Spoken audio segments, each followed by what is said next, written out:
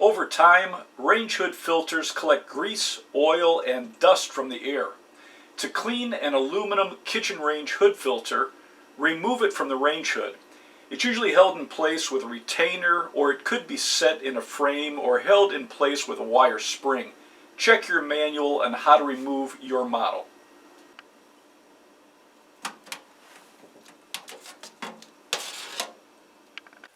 Soak it in hot water with a few tablespoons of dishwashing liquid and a half a cup of baking soda for 30 minutes.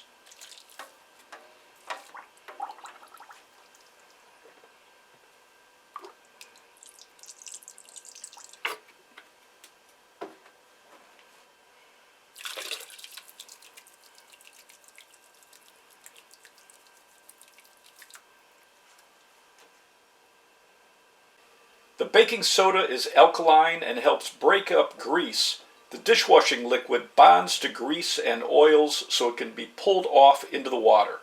After 30 minutes, scrub the filter with a soft scrub brush and rinse it well.